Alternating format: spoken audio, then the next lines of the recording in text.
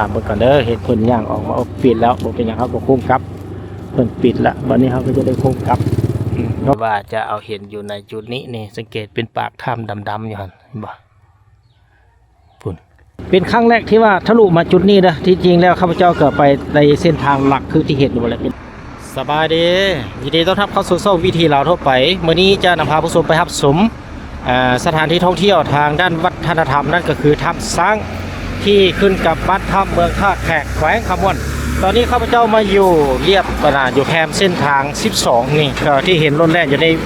เส้นทางเลขที่12ที่จากคำม่วนไปหาชายแดนเวียดนามนี่ที่มาแต่ทางพวกนี้ก็มาจากในเมืองมาฮอดนี่ก็ประมาณ7 กิโลเมตรที่ว่าเห็นอยู่ในนี้บัดนี้ไปพูดกันไปซอดชายแดนเวียดแต่มานี่ก็จะเห็นเป็นป้ายบ้านถ้ำเลยป้ายถ้ำสร้างเข้าไปนี่ 1.6 กิโลเมตรนี่เข้าไปนี่เป็น 1.6 กิโลเมตรนี่ง่ายๆนี่ไปเบิ่งว่าจะเป็นแบบไหน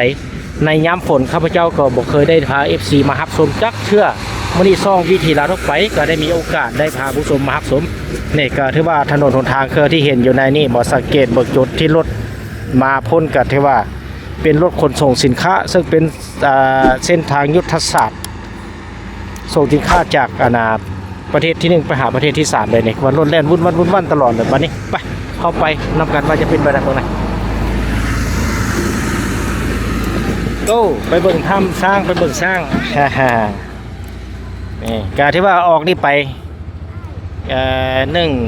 1.6 กิโลเมตรนี่บ่พ้นปอกเลยเด้เข้าไปนี่ก็ 1.6 กิโลเมตร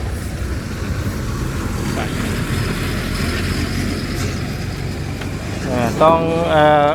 ก่อนจะไปติดตามผู้ชมต้องขอฝากกดไลค์กดติดตามกดกระดิ่งแจ้งเตือนในช่องวิถีลาวทั่วไปเดี๋ยวเพื่อจะได้รับข้อมูลข่าวสารที่ได้อัปเดตในแต่ละระยะมาให้ผู้ชมนั่นเองวันนี้ก็เป็นวันที่1 เดือน 8 ปี 2016ตอนนี้ก็เวลา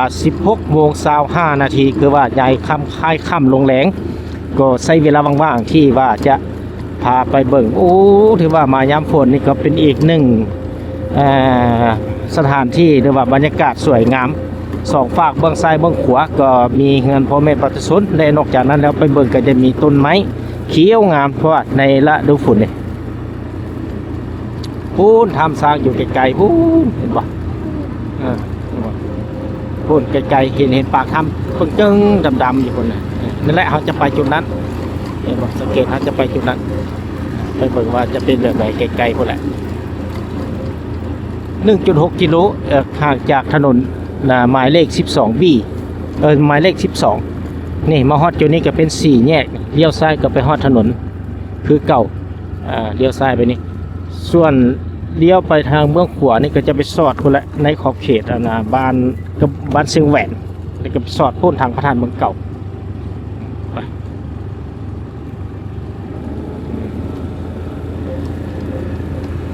เขาขี่รถลอดชมนี่ก็ซ้ำอีกหนึ่งบรรยากาศที่ว่าได้รับชมเลยผู้ชมเนี่ยเพราะว่าเห็นบอสเกตทุ่งนาเพิ่นก็ได้สำเร็จเฮ็ดนาดำนาแล้วก็ที่ว่าในนี่ก็มีแต่เบิ่งทุ่งนาเขียวงามเป็นตาสะอ่อนนี่บอกทุ่งนาเขียวงามสองเบื้องซ้ายเบื้องขวาก็ถือว่าในจุดบริเวณนี้น้ำบ่ท่วมก็ถือว่าเป็นการโชคดีไป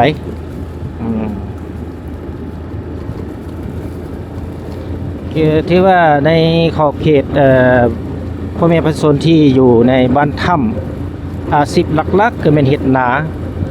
ปลูกฝังเลี้ยงสัตว์นี่บางครอบครัวก็จะเป็นการค้าขายไงมือหรือว่าขายเครื่องต่างๆอยู่ที่แล้วแต่ความสะดวกแต่ว่ามีเงื่อนไข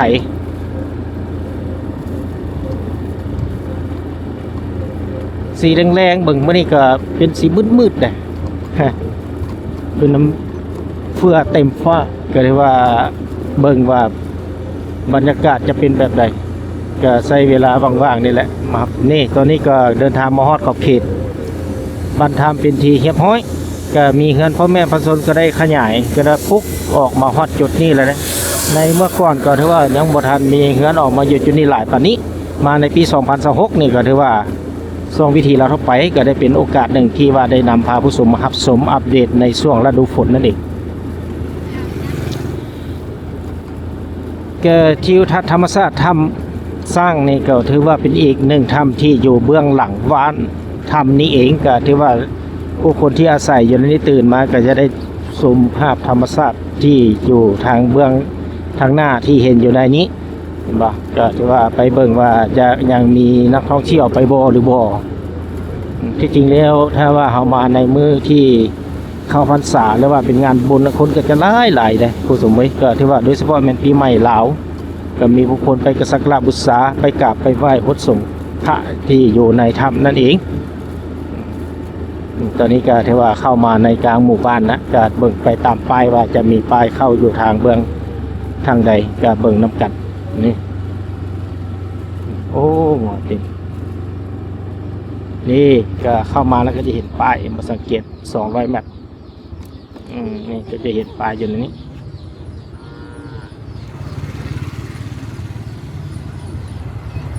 ก็จะมีป้ายเข้าไปนี่200 เมตรหรือว่า 0.2 กิโลไปบัดนี้ไปนี่จะเลี้ยวซ้ายเข้าไปนี่ไปซื้อเพิ่นก็จะไปสอดบ้านเสียงแหวนเขาจะ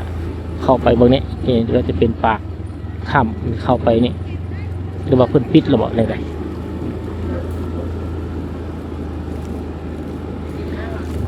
โอ้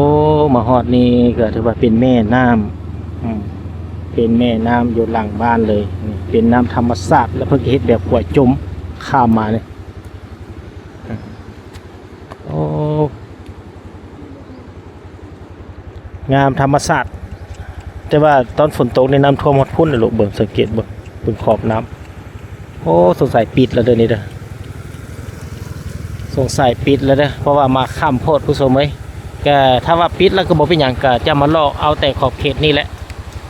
มีโอกาสจะมาไว้กว่านี้ก็จะพาผู้ชมเข้าไปถามก่อนแล้วก็เห็นคนย่างต้นต้นเตี้ยนมาแล้วมือมาไหมจะแล้วโบฮู้แหละไปถามเพิ่นก่อนถามเพิ่นก่อนเด้อเห็นคนย่างออกมาปิดแล้วบ่เป็นหยังเขาก็คุ้มกับเพิ่นปิดละวันนี้เขาก็จะได้คุ้มกับเพราะว่าถ้าว่าเขาอยากมาลีนมาเที่ยวเขาก็ต้องมาแต่เว้นเพราะว่าเนี่ยตอนนี้ก็4:30แล้วเพิ่นปิดละก็บ่เป็นหยังเขาก็มาเลาะได้แล้วนะครับก็คงกลับ ปิดละเขามาข้ามพดนี่ก็มีแต่โคงกลับนี่ก็จะเป็นออกไปนี่ก็ไปสอดคุณบ่บ้านบ่ตัวเนี้ยนี่ก็ถือว่ามาเห็นป้ายอยู่นี่ก็ถือว่าเป็นยินดีต้อนรับทำเที่ยวท่องเที่ยวทำสร้างติดพันกับตลาดชุมชนคนว่านี่ท่องเที่ยวทำสร้างติดกับตลาดชุมชนของชาวบ้านที่บ้านถ้ำเมืองท่าแขกแขวงขมวนเพิ่งก็มีป้ายติดบอกอยู่เลยเนี่ย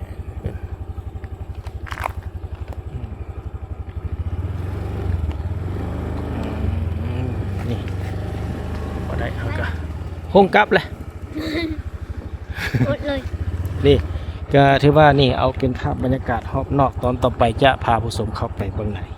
การมีแต่ว่าจะเอาเห็นอยู่ในจุดนี้นี่สังเกตเป็นปากถ้ำดำๆอยู่หันเห็นบ่พุ่นเข้าไปนั้นก็ถือว่ามื้อนี้ก็ถือว่าวันที่1 เดือน 8ก็ได้มาข้ามโพดผู้ชมก็ถือว่าเพิ่นปิดเป็นทีเรียบร้อยข้อผิดพลาดได้นะก็ถือว่านี่มีภาพธรรมชาติสวยงามได้นี่เป็นแบบสิ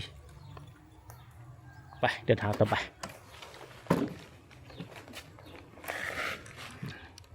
โอ้บุพิพาทเลาะเลยก็ถือว่ามันทำสร้างปิดแล้วบัดนี้จะพาผู้ชมเลาะออกไปทาง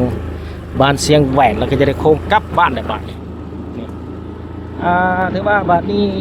จะพาผู้ชมไปรับชมออกจากบ้านถ้ำไปบ้านเชียงแหวนแล้วก็จะได้โค้งกลับบ้านบัดนี้เบิ่งถนนหนทางในยามฝนว่าจะเป็นแบบไหนไปเปลี่ยนจากบ่ได้เข้าถ้ำก็ต้องเดินทางต่อไปครับผมเพื่อนมื้ออื่นจะมาใหม่ ก็ถือว่าบัดนี้จะเดินทางต่อบัดนี้ก็จะเลี้ยวซ้ายไปทางบ้านเชียงแหวนเลยก็ถือว่าจะเอาเป็น วิถีชีวิตของพ่อแม่ประชาชนในยามค่ำค่ำลงแรงเลยบาทนี่นี่กันโอ้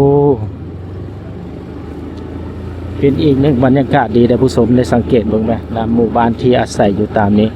ก็จะมีงัวมีควายนี่ที่อยู่ตามถนนหนทางเป็นแบบวิถีการดำรงชีวิตของพ่อแม่ประชาชนแบบนี้แหละก็ถือว่าภายหลังเฮ็ดให้เฮ็ดนาแล้วก็ได้มาขายเครื่องอยู่ในหน้าบ้านนี่ก็ถือว่ามีความสุขเพราะฉะนั้นก็ต้องได้ค่อยไปค่อยมาหมูหมาเป็ดไก่งอกไว้อยู่ตามถนนหนทางจุดพิเศษบ้านที่อยู่อาศัยตามนี้นะถ้าว่าฮอดยามบุญยามทานนะก็จะม่วงซื่นคึกคืนแท้ๆเลยก็ที่ว่าเพิ่นลิ้นก็ลิ้นแบบม้วนๆเลยเนี่ยอยู่ในจุดนี้ก็ถือว่าออกจากอันนี้ไปข้างหน้านี่ก็จากนั้นแล้วเราจะมีเข้าไปนี่ก็จะเป็นวัดอีกที่นึงวัดโพสีธา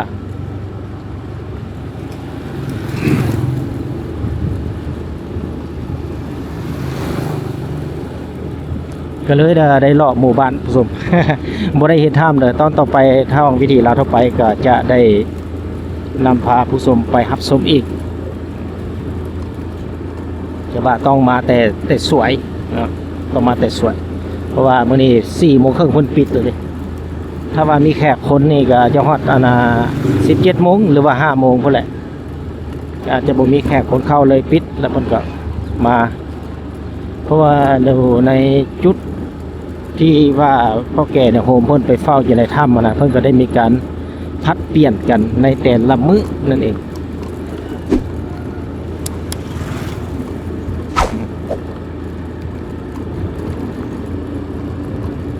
ก็ถือว่าออกจากบ้านถ้ำนี่มาฮอดจุดนี่แม่นเขตบ้าน บ้านอย่างบ้านถ้ำนี่ก็จะเป็นโรงเรียนประถมสมบูรณ์บ้านถ้ำก็ช่วงนี้เป็นช่วงที่เพิ่นปิดเทอมเลยปิดก็เลยว่าโรงเรียนก็ได้มิดสวยงามอ่ะสังเกตแนมเบิ่งผาน้ำแต่ว่าตื่นขึ้นมานี่ก็สูบอากาศสดๆเลยผู้ชมอยู่แถวนี้อยู่ใกล้กับตีนผา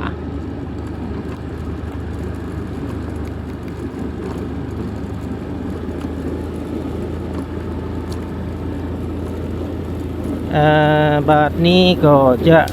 พูดและไปสุดบ้านเสียงแหวนก็จะโค้งออกอีกครั้งหนึ่งไปสอดบ้านตาลบ้านนี่ถือว่าอยากมาท่องเที่ยวหรือว่ามาทางนี้ก็สะดวกสบายเด้อถือว่าเอารถเก๋งเข้ามาได้สบายว่าเป็นทางยางคือที่ผู้ชมเห็นอยู่ในตอนนี้เป็นทางยางไปมาได้สะดวกแต่ว่าต้องการนำใช้รถถนนในเส้นทางแคบในขอบเขตที่มีป่าไม้แบบซี่ก็ควรระมัดระวังเพราะว่ามีบางคนแล่นไวได้มาจุดนี้เลย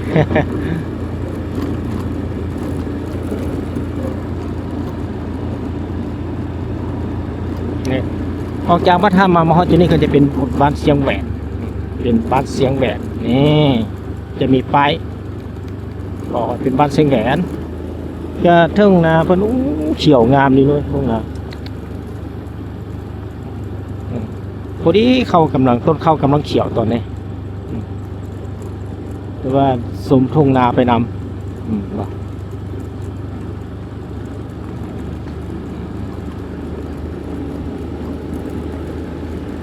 สมทุ่งนาไปนำสมบ้านไปนำสมหมู่บ้านไปนำ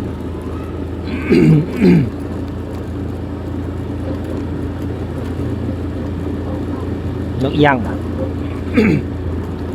ก็ที่ว่ามาฮอดจุดนี้ก็จะเป็นขอบเขตบ้านเนี่ยบ้านสิงแหวน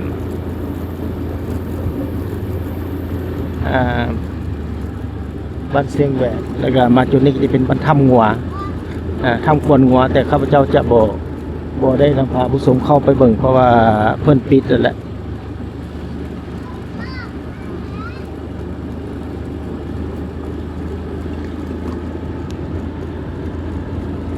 ก็ถือว่ายังเดินทางต่อไปนี่บางห้างบางเฮือนเพิ่นก็ถือว่าขายของอยู่ของกินขายปิ้งเอ็นอันอื่นนี่อยู่ตามแคมทางนี่ก็ถือว่าโอเคอยู่นะ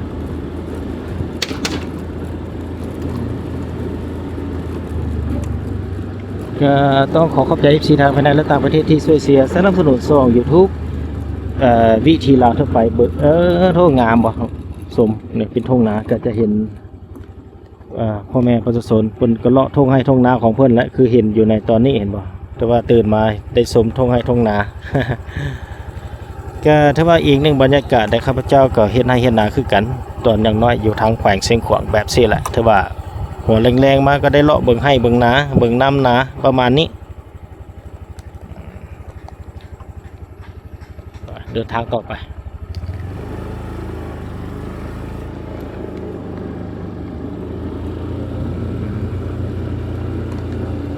เป็นเส้นทางยางสบายนอกจากนั้นแหละระมัดระวังและยามนี่ลักๆนี่มันยันงัวนะงัวตัดหน้างัวแล่นตัดหน้า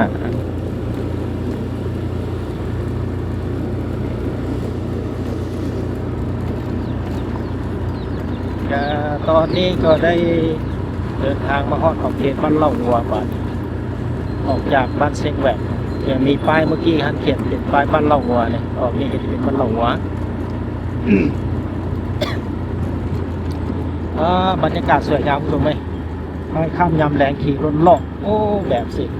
ไปทางก่อน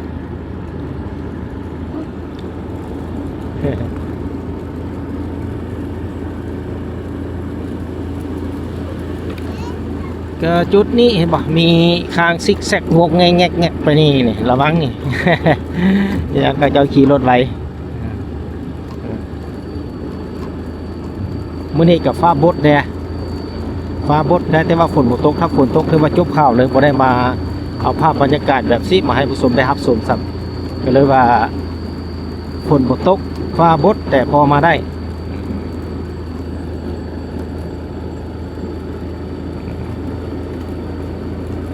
สองฝากเบื้องซ้ายขวาก็มีต้นไม้กินหมากต้นไผ่ต้นอื่นๆอีกปกคลุมไปด้วยเป็นบรรยากาศสนียภาพที่ว่าเป็นอีกจุดหนึ่งเด่นในการที่ว่าเอาขี่รถเลาะรับชมแบบนี้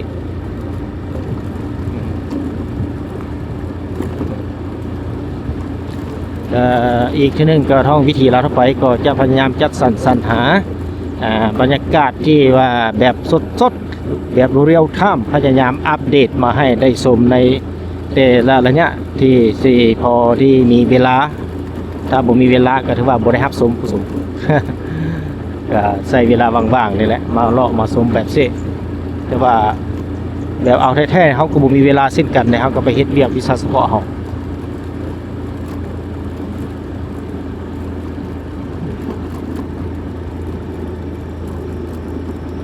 ตอนนี้ก็ได้เดินทางมาฮอดสุดขอบเขตบ้านเชียงแหวนบ้านเชียงแหวนวันนี้ออกไปเติมวันนี้จะเป็นบ้านไปซื้อได้บ่เคยไปจะเทื่อวะฮะเลี้ยวขวาก็ได้เลี้ยวซ้ายก็ได้ไปซื้อนี่บ่เคยไปซอดทางยางคือกันไปซื้อบ่บ่เคยไปจะเทื่อพอไปนี่ก็ไปซอดพวกนี้กันวันนี้จะไปซื้อเด้อผู้ชมเด้อมันจะซอดทางใด ไปก็คิดว่าน่าจะไปซอดขอบเขตบ้านเล่างัวเด้อผู้ชมทางเส้นนี้เบิ่งออกไปซอดเล่างัวแล้วก็จะโค้งไปซอดบ้านตาลประมาณนี้แหละก็ถือว่าในแผนอนาคตนี่เพิ่นก็จะให้เป็นทางยางนะจ๊ะนี่เป็นทางยางเอาไปทางได้บ่นี่ทางนี้ไปทางนี้ก็ได้ไปทางนี้ก็เบิ่งไปทำการที่สอดใส่ก็ข้าพเจ้าก็เป็นครั้งแรกในที่ว่าหมุนมาแบบสิคิดว่าน่าจะสอดเป็นทางเป็นทางเล่างัวบ้านเล่างัวที่เป็นทางยางนะการรุ่นไปนำกันแผนเบื้องต้นว่าจะเข้าไปลินทำสร้างแต่ว่าเฮามาซ่าแต่ว่ามาหัวแรงในพุ่นปิดไป4:30 น.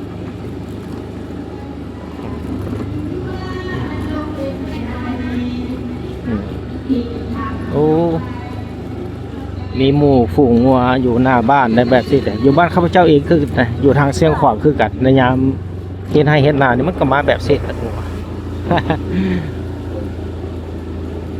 ก่อนอื่นต้องขอบใจ FC ทางภายในและต่างประเทศที่ช่วยเสียสนับสนุนช่อง YouTube วิถีลาวทุกไปที่จะได้มีการอัปเดตบรรยากาศอยู่ในขอบเขตในเมืองซานเมืองนอกเมืองต่างแขวงมาให้สมคือที่เห็นอยู่ในนี้แหละนี่ก็ถือว่าเบิ้งรุ่นนำกันว่าจะสอดจุดใด บูว่าจุดดูสอดแฮะนี่สอดก็ให้ฮูไป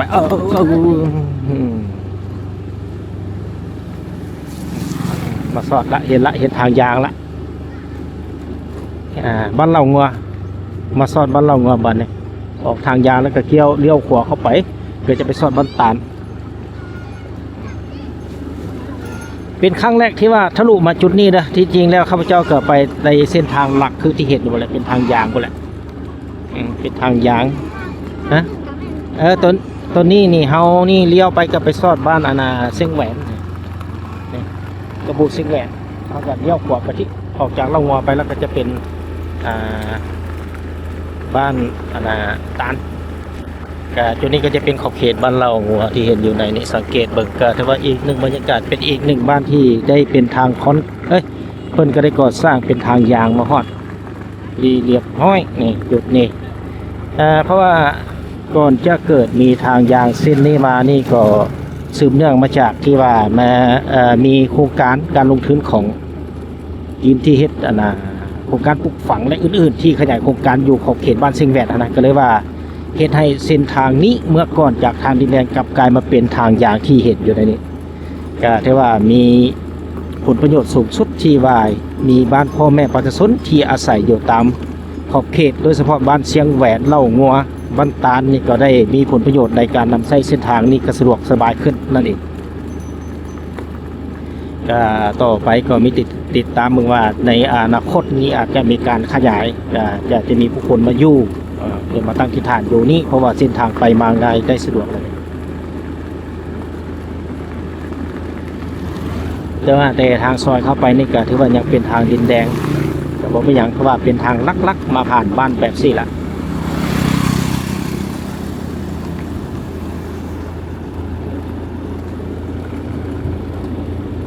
อาชีพหลักๆก็คือท่านผู้ชมเห็นก็ส่วนใหญ่ก็จะเป็น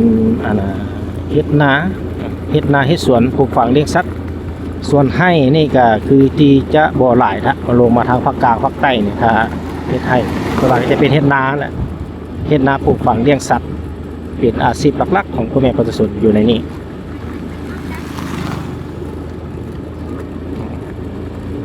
ก็ถือว่าเส้นทางนี้ก็กว้างนะความกว้างกับ7 เมตรนะกว้าง7 เมตรถือว่ารถนี่แล่นส่วนทางการได้ไปมาได้สะดวกสบาย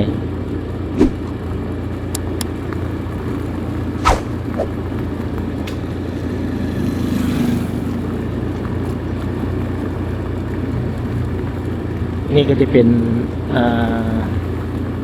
ยังอยู่ในขอบเขตบ้านเล่างัวท่านผู้ชมนะออกจากเล่างัวไปนี้อีกซึ่งเป็นแดนระหว่างบ้านตาลกับเล่างัวนี่ออกจากนี้ไปจะเป็นขอบเขตบ้านตาลออกบ้านตาลไปแล้วก็จะเป็นบ้านดงม่วงไข่ออกดงม่วงไข่ไปแล้วก็เป็นบ้านโพนสะอาดก็ถือว่าจบสุดสิ้นในการที่ว่าท้าผู้ชมมารับชมอยู่ในนี้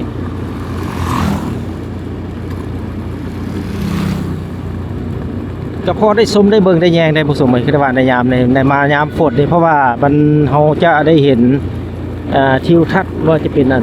นะทุ่งนาอยู่ทุ่งนาเขียวงามนะถ้ามายามแรงเลยก็คือว่าเป็นสภาพงามตามยามแรงแหละจุดพิเศษการไปการมาก็ค่อยระมัดระวังเพราะว่ามีสัตว์เลี้ยงโดยเฉพาะเป็นงัวเป็นควายหมูมาเป็ดไก่ที่ว่าจะแล่นตัดหน้าอยู่ตามถนนหนทางนี่ก็เพราะนั้นค่อยไปค่อยมาระมัดระวังเอากับสัตว์สาวกับสิ่งนี่ตอนนี้ออกไปนี่ก็จะเป็นเขตบ้านตาล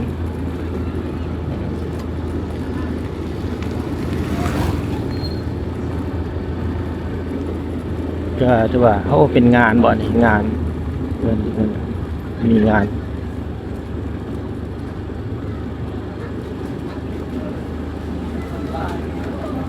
ก็น่าจะเป็นงานดีผู้ชมก็ถือว่าเป็นงานดีอยู่เขตบ้านตาล ตอนนี้ก็เดินทางมาใกล้จะฮอดถนน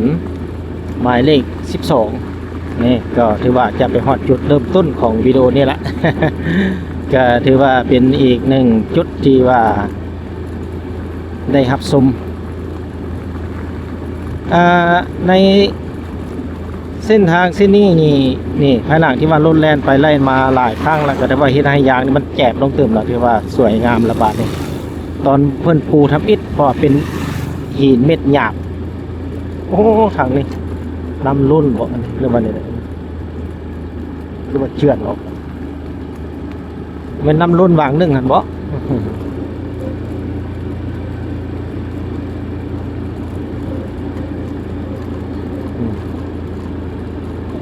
นะนี่ตอนนี้ก็ได้เดินทางมาฮอดจุดที่ว่าถนน12เรียบร้อยนี่สุดเขตบ้านตาดไปทางหน้าก็จะไปสอดบ้านดงม่วงไข่นี่เลี้ยวขวานี่ก็ไปทางมหาไซเลี้ยวซ้ายก็เข้าไปในเมืองพอดีมาเดินทางกลับบ้านก่อนจบไม่จะได้ให้ท่านผู้ชมมาฮอดนี้การนำเสนอวีดีโอตัวนี้จะขอจบเพียงเท่านี้พบกันใหม่ตอนต่อไปขอลาก่อน